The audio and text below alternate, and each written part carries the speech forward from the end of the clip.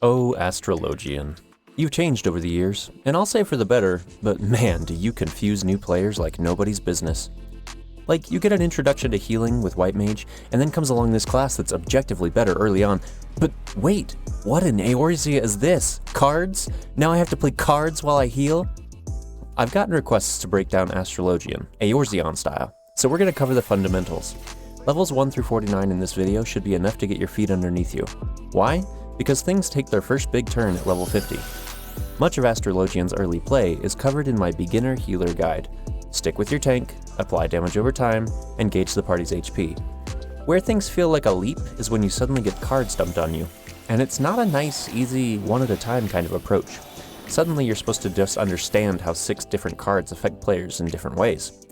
Not that long ago, it was just a damage boost, and I had it all macroed to one button. Before we get into the mechanics of this card system, let's cover the basics so you know what you're dealing with. First, let's talk about Astral versus Umbral. You don't need to understand any lore behind the two, but you do need to know that there are 2 sets of cards. You start with Astral Set, which, when pressed, loads up these 3 cards. The Balance, which looks like a sun. It grants a damage boost to anyone, but double for tanks and melees. It's best used on jobs that have the highest damage potential. In short though, a melee DPS is always preferable to a tank. The Arrow, which looks like a, surprise, an arrow. But also note the swoopas and how they kind of could resemble a heart. It boosts that player's HP recovery for a bit. Think heart equals HP recovery. The Spire, which looks like lightning. It grants a shield. Think of it like lightning fast reaction to get that shield up before a hit. Pay particular attention to the color of Astral Draw and the color of the borders of the cards drawn. You'll note that they're both a greenish blue. By remembering that, you'll know that when Astral Draw is ready, you'll be able to use a damage boost on melee characters, use a shield, and boost HP recovery. In contrast, we have Umbral Draw, which takes place of Astral Draw upon use. Umbral Draw is purple, and the cards have a purple outline. It has the Spear, which looks like ice, and it boosts anyone's damage, but double for ranged and casters, and healers. Look for the highest damage class. If you don't know, just pick a caster over a ranged and study up later. The Bowl, which looks like a tree. It reduces damage. Think of it like an ironwood tree, or bark skin, or something that denotes durability. The Ewer, which looks like a jug. Think of it slowly pouring out HP regeneration over time. Also note that both draws restore 2000 MP. That's 2000 MP per minute. Factor this into your lucid dreaming usage. At this stage, it's best to focus on just using these tools on the tank until you get the hang of what they can do. The exception, of course, is making sure that you target the right person with your balance and spear cards. Remember, green border is for melee and purple border is for distance. Over the course of 2 minutes, you'll be able to use a mitigation, a shield, HP recovery up, and a regen on your tank, in addition to 2 6% damage bonuses. It's a lot of power in your hands, but a lot to get used to. While you will eventually learn to plan ahead and drop 2 cards at once for damage, the flow of cards is right now such that you will generally use 1 set every minute.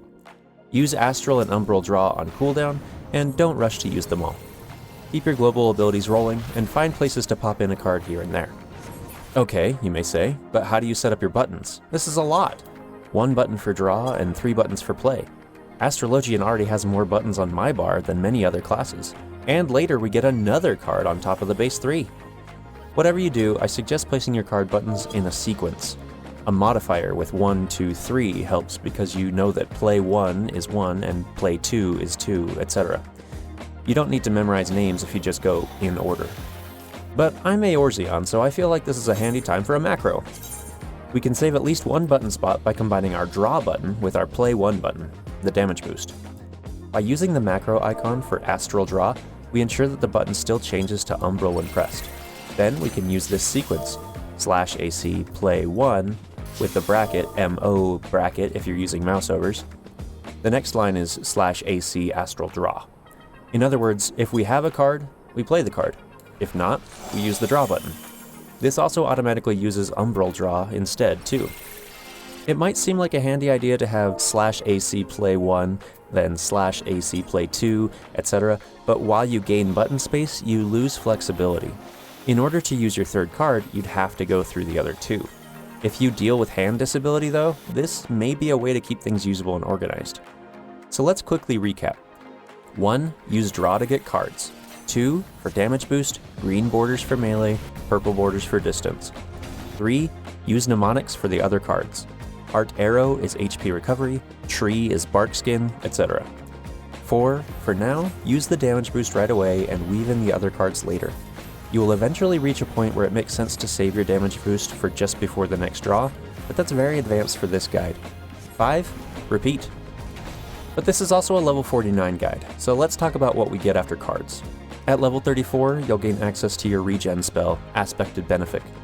This allows you to have 2 regen abilities, and they do stack. There's been debate as to whether you should pre-regen on pulls, as enemies will be attracted to you on the heal tick. Honestly, I've done both ways. There are so many tools in a tank's kit that it's no problem to pick up groups. The heal tick enmity is quickly overridden, especially if you as a healer are sticking with your tank like you should. I've seen regen be more effective when set prior than by waiting to apply it. I say put the regen on until you become a proficient healer, then decide for yourself. Take it or leave it. At level 40, your group heal gets a second variety. Aspected Helios heals for less up front, but adds a regen effect. In most cases, you can simply use Aspected Helios and forget Helios altogether. If you're a strong enough healer to know the difference, then you should have both on your bar. At level 45, you gain your area attack. Unlike Scholar, it has a cast time. Unlike all other healers, it hits your target rather than a circle around you. Level 50 brings new mechanics that need to be incorporated, so let's cover that in another video. So how do cards play into these new abilities up to level 49? Everything is exactly the same. You simply get new or upgraded tools, use your draw on cooldown, and use cards as available. Remember that you have access to light speed for 15 seconds of instant casting. This means you have double weave capability. So for example, you can pop light speed, then Malefic, and drop 2 cards on someone in one window. At this stage, I still recommend light speed for dropping attacks as you go between pulls, but it's definitely an option to get a good double weave window. And this is good practice for later mechanics too. To sum up, at lower levels, 1. Basically use all your non-damage cards on the tank. 2. Use green damage cards on melees, purple damage cards on distance, and 3. Don't freak out and try to dump all your cards at once. Use your damage first, then your mnemonics to activate cards at better times. Master these fundamentals before we add more crazy stuff to the Astrologian kit. It can be overwhelming if you don't get a solid base. I have full faith in you though, so go out there and play cards. See you next time!